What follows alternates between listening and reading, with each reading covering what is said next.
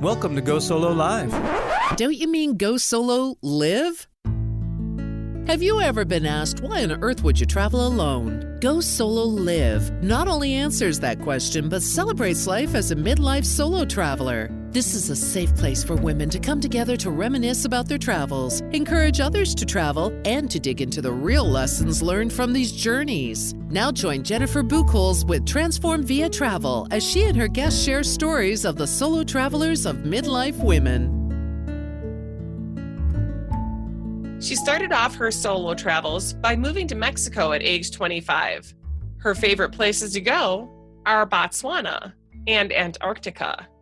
I'm talking about Green Goddess Travels' Kimberly James. You're going to love to hear her tales of the 67 countries that she's been to and some of the things that she's learned along the way about herself and about travel in general. Today, I'd like to welcome Kimberly James. Kimberly, thank you for joining us. Thanks for having me. So we're going to dig right in and start talking. I would love to hear a little bit about how you got started doing solo travel. All right, let's see. Wow. I started solo travel when I was 25. I guess I call it solo travel. So my first solo trip was when I moved to Mexico. So really not quite a trip. But a giant leap to move to a country where I didn't know anyone. And I got a job teaching elementary school and went by myself, and my friends and family thought I was just absolutely crazy. Prior to that, I hadn't really traveled. A year before, I went to Europe with a friend, so it wasn't a solo trip, but I fell in love with traveling, and I said, I want to live somewhere. So I ended up getting a job at an international school and moved to Mexico. So how did you go from zero or just, a couple of people going to Europe to I am going to move to Mexico? It was an easy leap for me. And I did not want to go to Europe at that trip. I had no desire to go. My friend, we worked together teaching elementary school, and we had the summer off, and she invited me to go this trip to Europe. And I was like, no way, I'm not going. I'm sitting by the pool. Honestly, so as African-American women, I thought travel was not for me. My roommate was white. And I was like, Black people don't travel. I'm not going to Europe. Are you kidding me? And I had a dream. So my trip, though not a solo trip, was based on a dream. And I had a dream, and I said, I must go on this trip. And by that time, we had canceled all plans, or she had canceled the plans. And I woke her up the next morning and said, we must go. We are going to Europe. I don't care. She didn't want to go anymore. I'm like, nope, we're going. And we ended up doing a 3-week trip to 6 countries. That was absolutely ridiculously too much. And 3 weeks to 2 countries. That is pretty ambitious. 6 countries. No, 6 countries. 3 weeks to 6 countries. Yeah. Right. We did the American, let's cram in everything you possibly can in this little amount of time.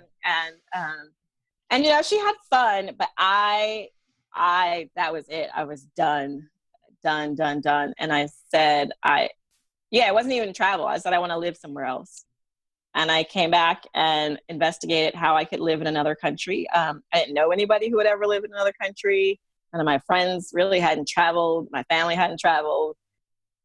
So I found out as a teacher that there are international schools around the world. And I had interviews for Egypt and China and places in Africa, other places in Africa. Egypt is in Africa, and Mexico. And so at the time my mother was sick, she had breast cancer. And so I chose to go to Mexico because it was kind of close enough, but it got me abroad and had a fantastic time. That was it. I was hooked. Okay. So let's talk for a second about this Black girls don't travel kind of thing. And I will tell you that a significant other of mine is a Black man, and he would say things like, Black guys don't camp, or, there's, Yes. and felt pretty strongly about that as well. So I can really hear what you're saying about what that societal paradigm does. But can you tell me a little bit more about what that was before you traveled and how you're finding that you're able to shape that in this place that you are now? Absolutely. So I think before I traveled, like I said, I didn't know anyone who traveled. So I think it was just really my circle didn't travel. And if I did know maybe some people of my parents' generation who traveled, they might go on a cruise to the Bahamas or something. And like that would really be the extent of travel. So it really was more about just this non-familiarity. So I think when you do what your friends do, you do what's normal, what's considered normal in your circle. And so that was just strange. And then when I did travel, and so after living in Mexico for 1 year, I've traveled a ton since then. I've now been to 67 countries, often solo. And so I traveled in the 90s. I'm 46 years old. I started traveling in the 90s. And you rarely saw another African-American when I traveled. I mean, I could go, I backpacked for months at a time and would not see another African-American. And I think that's changing. So now we have so many, Facebook groups and ways to get together and communicate with people. And so I do think more and more African Americans are traveling. I still think it's too few. I mean, I'm a teacher. I'm an English professor. And, most of my students are Latino or African American. And they tell me all the time, like, Black people don't travel. Like, I still hear it. And I'm like, here, you want to see my pictures? So it's still this idea, and it's a fear. So it's a fear of racism abroad. I hear that a lot. Well, don't they hate you over there? Or they're gonna, and I'm like, you live in America, like, right? Honestly, it can't be much worse. Well, and I mean, this is a legitimate concern because it's fear of the unknown. Yes. And what they know of how their experience is in America, at least it's a known and familiar experience. Right. And I think that's for a lot of people who have fear of travel. At least you know where you are, your way around the city you live in. So there's a lot of fear of unknown for many people. I don't know. I've just always been kind of crazy because I fear. So I fear. People say that a lot. Oh, you're fearless. And I'm like, I'm not fearless. I have fear. I just go even though I'm afraid.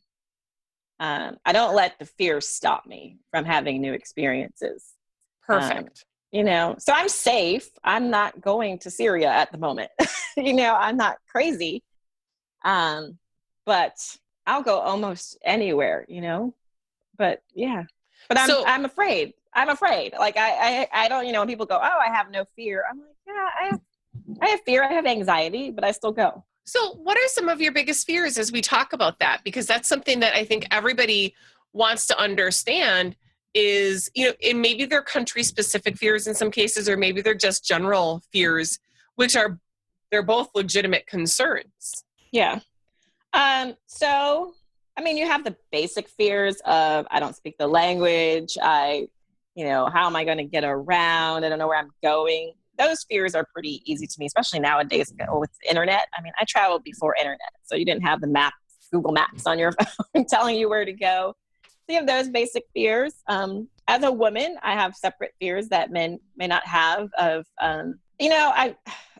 fear is strong. Anxiety about being attacked. I have no more fear about being raped or sexually assaulted than I have here in this country, I guess. As a woman, you're always cautious about the way you live your life and where you're going. And so I'm cautious abroad as well. And maybe you have to be on a little, more heightened alert because you're not familiar with the surroundings. I've taken self-defense classes. I strongly advocate that women take self-defense classes even if you're never leaving the country. Mm-hmm.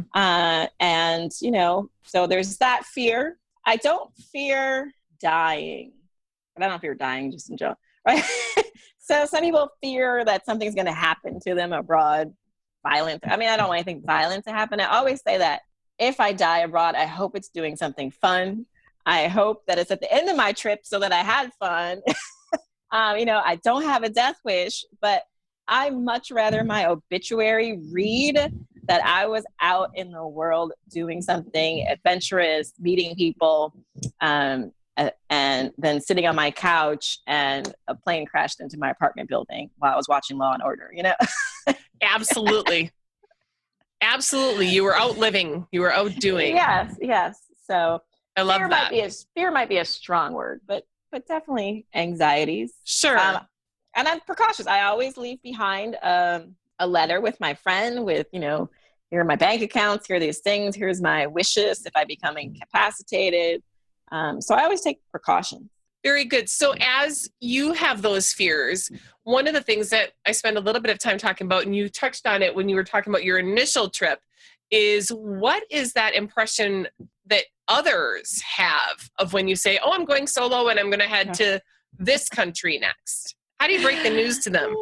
I think my friends and family have so gotten used to me now that they're like, yeah, wherever, where are you going now? So I was talking like when I started, my parents, so I didn't tell my parents that I was moving to Mexico City until I had signed the contract because I knew they would try and talk me out of it, and they didn't like the idea. And so I knew I'm just not going to tell them until it's too late. So I don't like to tell negative people my plans. So that's one of my, ways of dealing with this. Like, I'm just not going to tell people who I know are going to be really dismissive. I just don't tell them. Why do they need to know anyway? And others, I try and honestly talk about, so if they're fearful of crime statistics in the States. I have examples of friends I've met as tourists who are from other countries who've come to the United States and been robbed and held up at gunpoint, Sure. I met 2 Australians who were robbed at gunpoint in Hollywood. I live in California, in Los Angeles. So, when people, I don't know, and again, maybe because you're familiar with the place that you're not as frightened, but, it happens here all the time. So, you can be sadly, sexually harassed, raped, murdered here in the United States. So that's what I kind of try and tell people. And one thing I get, because I like to go to Africa a lot, is you're going to be eaten by a lion. So then we have to do some education about the different countries in Africa, and not all the countries have lions, and that lions are only in when you go on safari, and if you're in Cape Town, there's no lions there. So some education about places and pictures. I'm a big Facebook poster because I like to educate people. And so maybe they're questioning, why am I going on this trip? But then they see I go, I'm fine, I'm safe, I'm okay. And they go, oh, okay. So it's become normalized for most people I know. Well, so it's become normalized probably about you doing it. Yes. Yes. Which is great. I love that you're talking about the education. I love that you talk about how you aren't really necessarily trying to get those who are going to be negative to share in the joy of this. Mm-hmm. I find that oftentimes those who are going to be negative about it, it's more about them than it is about us. Absolutely, yes. Right. They'll project their fears onto you, and I can't take on their fears. Absolutely. So you have done 67 countries in all the continents, which is a very impressive story for someone who's been traveling for about 20 years. 30 years. I'm old. 30 years. I wasn't going to put that on you. I was giving you 20. Because my very first trip, was when I was 13. Okay. I went to China and Japan. When I was 13, I was in a choir, and we went on a tour. And I hated that trip. I was 13. I was in China. There was no McDonald's. So, I mean, I guess it planted a seed, but there was a big gap between my next trip. Absolutely. So where do you find your best inspiration? You talk about going to Africa. What parts of the travel, or country specifically, or city specifically, or activities, what really inspires you or brings you true joy? So I like that question, and what's my favorite place? Because people ask, what's your favorite all the time? Their places are favorite for different reasons. Right. I've discovered, I think my true joy, and I wouldn't really think this about myself, is nature. So my 2 places that I say have touched my soul are Antarctica and Botswana. Okay. Elaborate. And Antarctica and I've been 3 times. Like, that's supposed to be the trip of a lifetime. I'm not going to lie. It's super expensive, but it just calls me. The nature, it's just pristine. And, aside from your fellow passengers on the ship, there are no people. I love penguins. I can spend hours watching penguins. They're so busy. There's so much going on that you don't think about Antarctica, and the whales and the birds and the seals. And it's just so clean. And the air is so crisp. It's just stunning. And I feel the same way about Botswana, specifically in Botswana, the Okavango Delta. I just love sitting along the water and watching the animals, and you could be eaten by a lion in the Delta. So I stayed at this great camp called Oddballs Camp, and I went to the camp for a 3-day tour. That's usually what people do, 3 or 4 nights. And I fell in love. I did this last summer. I fell in love with the camp, and I want to come back. And I was like, I just want to sit. So I went back, and I sat for 3 weeks in the camp. No internet access, so I had no real connection with the outside world. And I just sat there, and people would come, so the guests would come in and out, and they would always ask me if I was bored because there was no internet. And I'm like, no, I mean, every day was a show. The camp was right along the Delta water, and the elephants and the hippos would come, and the monkeys, the baboons, and I mean, it was there was always something going on. Like, it was never a dull moment.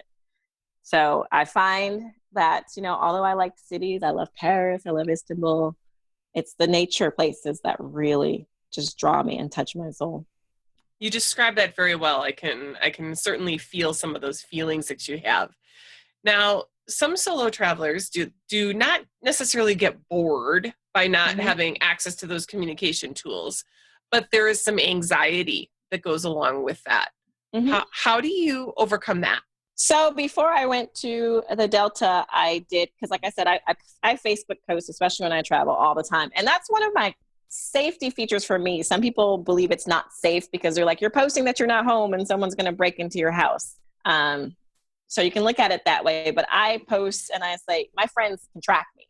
And if I fall off the face of the earth, they can find where I last was. So I use it kind of as that way for safety. So what I did is because I came out of the Delta, so I did 3 days, and I purposely left the Delta so that I could tell people that, okay, for 3 weeks, I will be out of touch. I will not have any internet access. If you don't hear from me by this day, I have been eaten by a lion. Super helpful. Way to go on that one. And I didn't come out of the Delta. And I gave 3 people privately the number to the camp, because the camp did have like a radio system. Sure.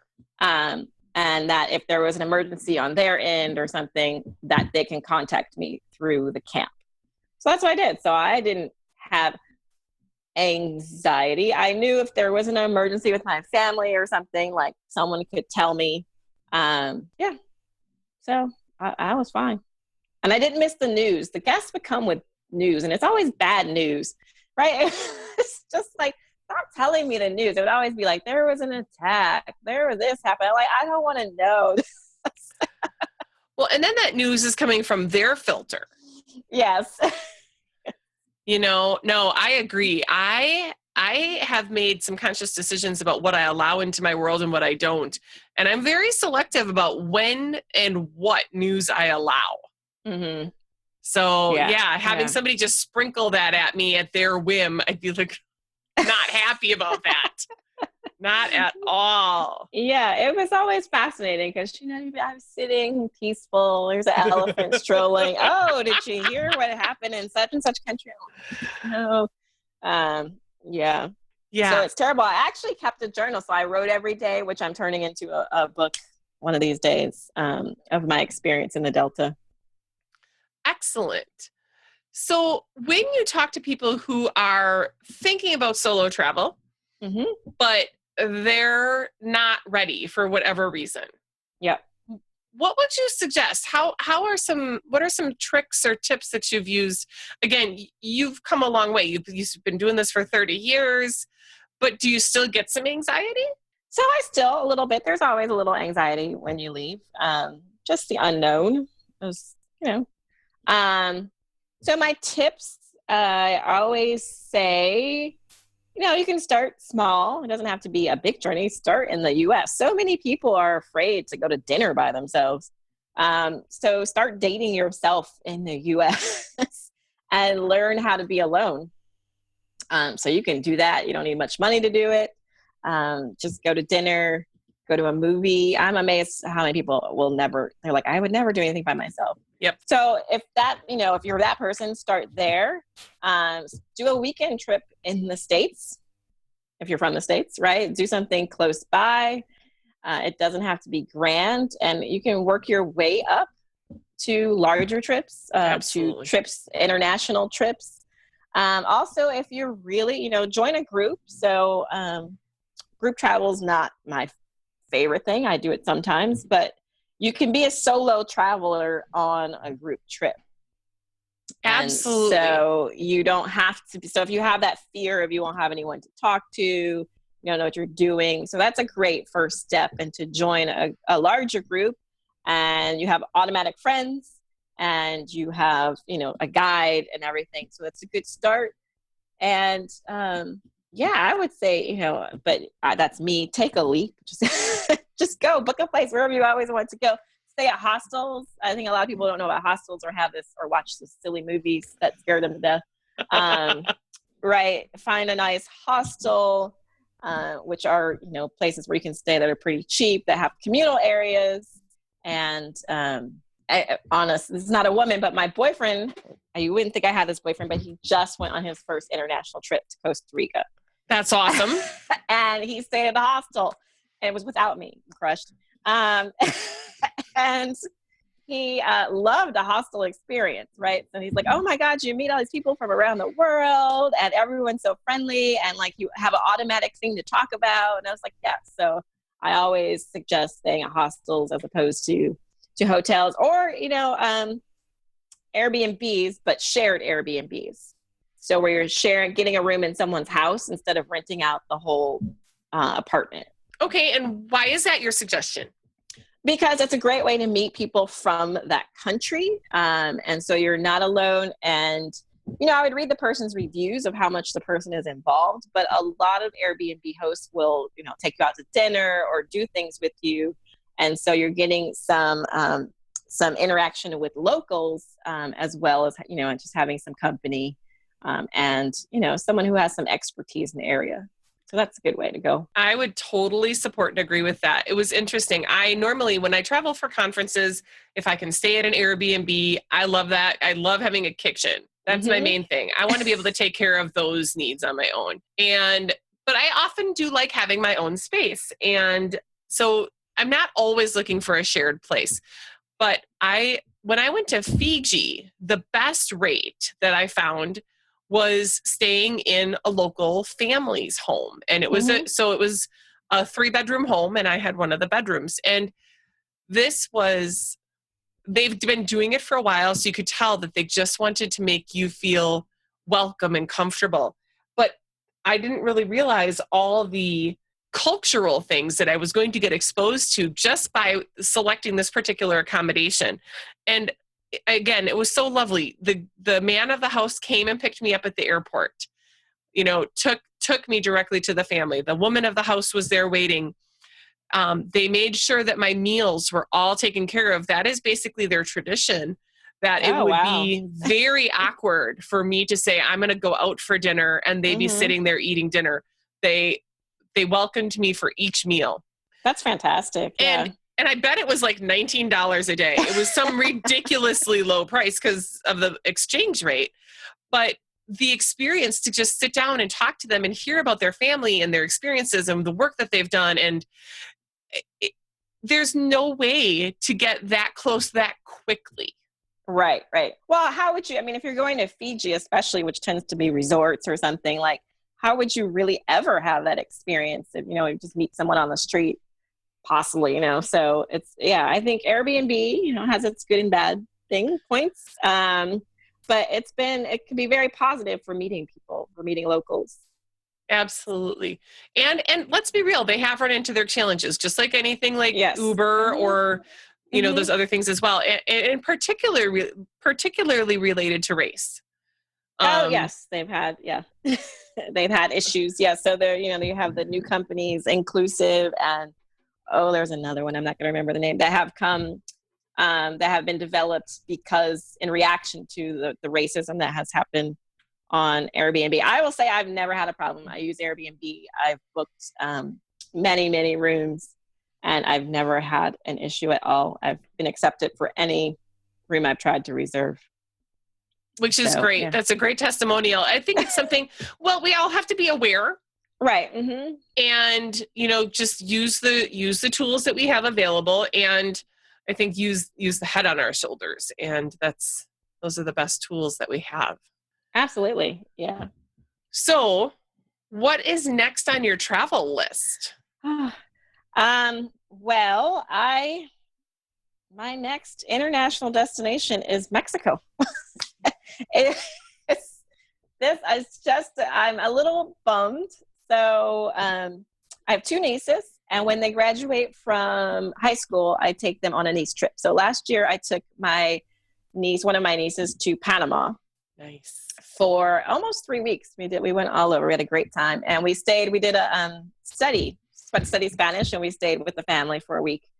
So my next niece, Mina, is graduating this year, and we were supposed to go to Indonesia, and she has a job and could only get like 6 days off of work. Oh yeah, that's not a lot of time for Indonesia. No, it's not time to go anywhere. Okay, I'm a person who's used to long vacation, so 6 days for me is like, I'm not spending all this money to go somewhere for 6 days. Sure. So she's lives in Cleveland, which I'm originally from, and she's flying out here to LA. We'll spend a couple of days in LA, and just to get her a stamp, it's her first stamp. So for both my nieces, it was their first stamp. We're going down to Mexico. We're going to Cabo. Sure. For a couple nights. So it's a little mini getaway. This is not going to be her official niece trip. Okay. When she can get some more time and stuff, we'll go on a real niece trip. Got it. Because I'm like, she gets 6 days. My other niece got 3 weeks. That's not fair. Doesn't seem fair. Okay. Yes. So that's my next trip to Mexico. And then just because of some family issues, I'm a little on hold, but my next scheduled trip then is back to Antarctica in December. So tell me about this Antarctica experience. Yeah. Because this is going to be your 4th time? Yes, it will be my 4th time in Antarctica. Do you do it the same way every time? Is there like a preferred trip that you have now? I mean, paint us the picture. So this one is really, I had a travel business. I'm going to say that I've let it go. And it was a trip that I was putting together, a group trip. And so I have some people who are friends who bought the trip. So even though I have let go of my travel business, I have people going. So I'm going to go still. So this one was a 10-day trip. And that was really because most Americans get 2 weeks off, to be honest. So the shortest time you can go for a trip to Antarctica is about 10 days. Okay. So my favorite Antarctica trip, however, is their 21-day trip. So I always go with Quark Expeditions. Quark? Quark, Q-U-A-R-K. Okay. Quark. And they have a 21-day trip that takes you to the Falkland Islands, South Georgia, and Antarctica. So that's my absolute favorite trip because South Georgia is amazing. You get to see the king penguins. That sounds cool. And I've only done that one once. That one's super expensive. And, and so most people don't have 21 days to go on a trip. Right. So that's why my group trip is a 10-day one. So I've been on that 21-day trip once, and then I've done 2 10-day trips. But each trip is different. So even you're going to Antarctica, you go to the peninsula, and the weather, dictates where you go and where you land and what's happening. So, for example, 3 times I've been to the Lamar Channel. Okay. The first time it was crystal clear. They call it Kodak Alley because the pictures and the reflection. So the first time the water was flat, you got the reflection of the snow-capped mountains. Beautiful, beautiful, beautiful. Okay. The second time I went through, we were able to go through the channel and it was fogged in. You couldn't see anything, like nothing. And the third time we couldn't even get through the channel because it was too much ice. Okay. So even though it was the same spot, it was 3 completely different experiences. Right. So yeah, I'm going. I met a woman, solo travel woman. She was on my first trip. On that trip, she'd been 17 times to Antarctica. She goes every year. So the question becomes, Yes. why? What is that? Well, you've talked about why for you, and that there's this draw and this appeal. And certainly it's great to refresh that. But what else is there? And not saying like this doesn't sound freaking amazing, but it seems like in many cases so far-fetched from what many people would be accustomed to thinking about doing. Right. And I hate cold weather. So that's really the crazy thing. Like, I'm not a cold weather person. I would have never said that, this is going to be the place for me. Mm-hmm. And it's not that cold. So I should say that it is summer when you go. Yep. And it's the sun's basically up 24 hours. It's about in the 30s and 40s. So being from Cleveland, right, that's just normal winter weather. So people have this picture of blizzards and all this stuff, but it's not like that. So I asked the woman who'd been 17 times, like when we got on the ship and we learned that, we were all like, why would you come here 17 times? Sure. And her answer was, if you don't have an answer to that by the end of the trip, I can't answer that question for you. Wow. And by the end of the trip, I felt it. I had an answer. So it's just something. There's some places that touch your soul. Like I have a friend and a coworker who goes to Russia every year. Mm-hmm. That's her place. Okay. If you ask her, why do you go to Russia every year? She's just, she goes, the culture, this and that. And I know people who love the Galapagos Islands. And I've been to the Galapagos now and I'm like, okay, that was nice. Right. Okay. But it didn't hit me. It didn't. Yeah. Fair enough. Fair enough. No, we've all got our thing. Right. Let's be real. My place is New Zealand. Mm-hmm. So I need to get to the South Island of New Zealand. I have not done that. I will strongly recommend it. And if you decide that you want a travel partner, you just let me know. Because I can imagine that for me would be a place. It really is. That's and part of it goes back to why do you keep going back to Mexico, or what is the draw for Antarctica, or whatever that is.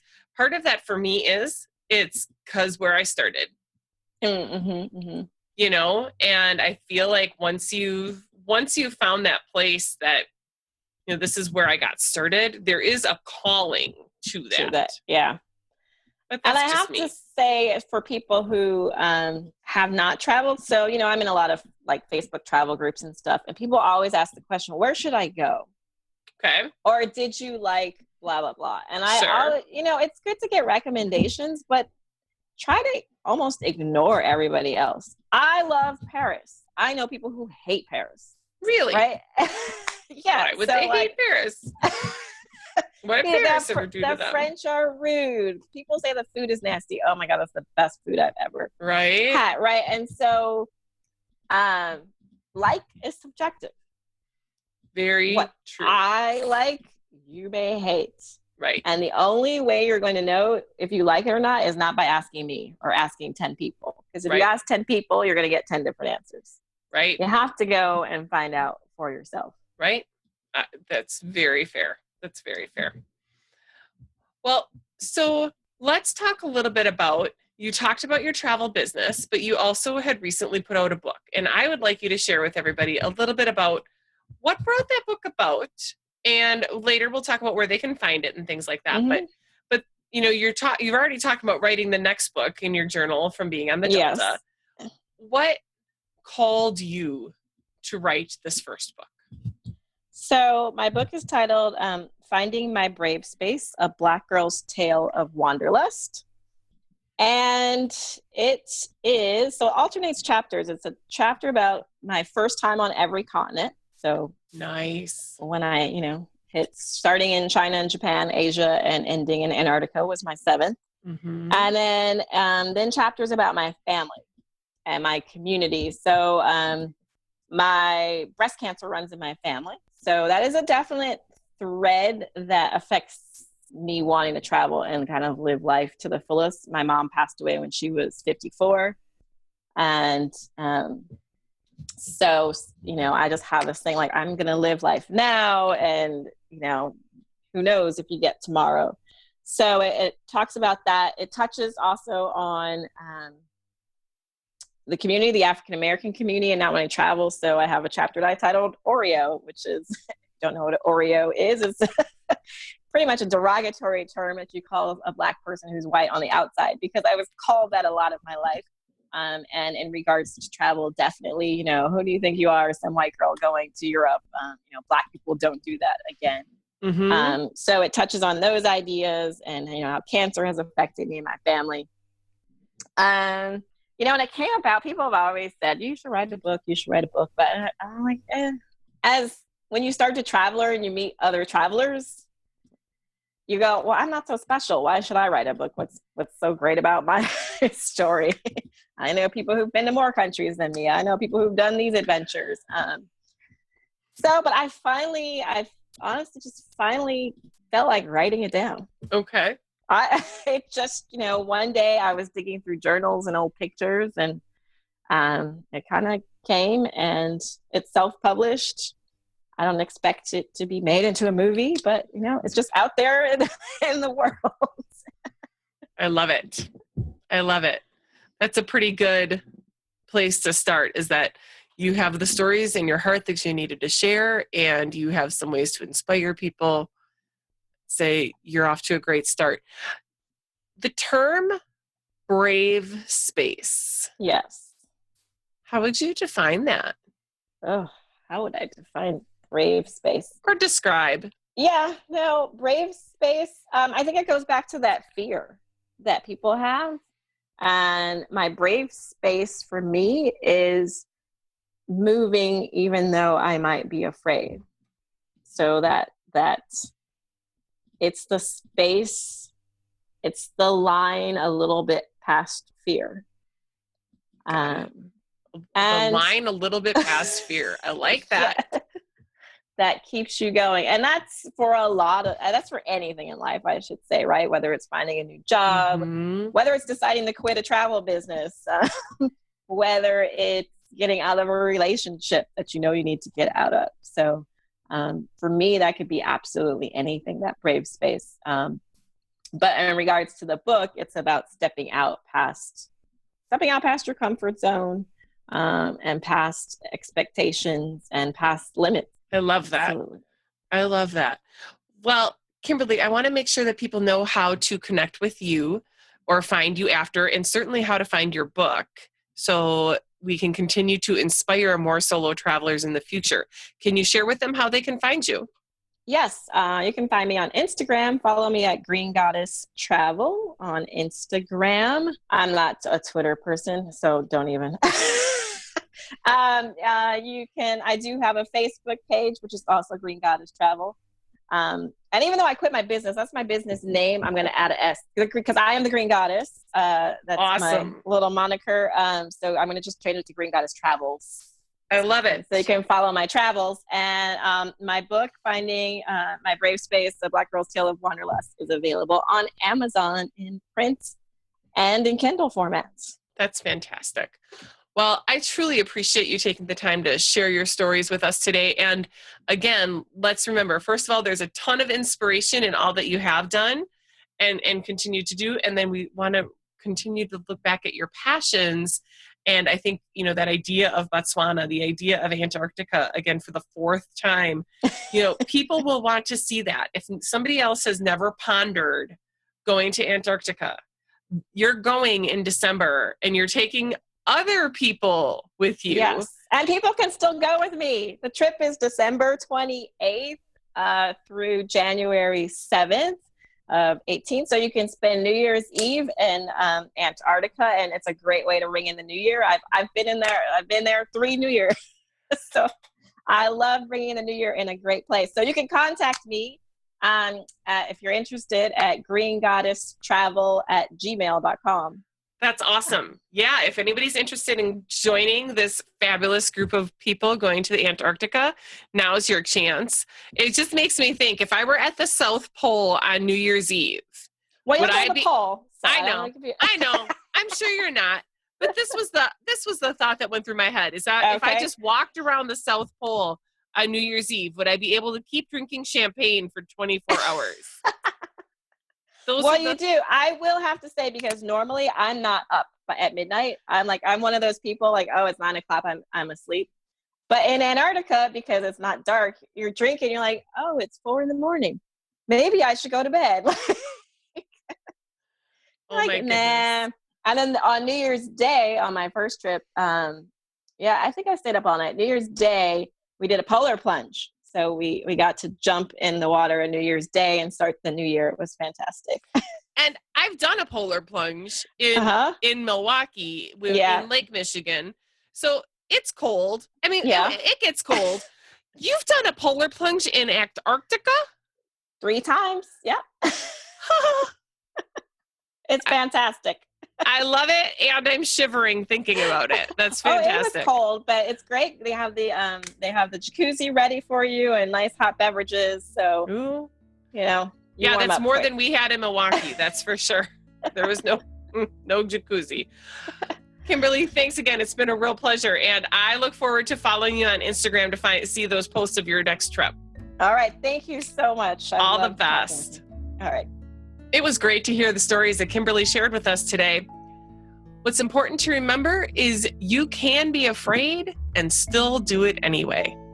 I love to hear that. It's a common theme with our guests, and it's great that it comes out again and again.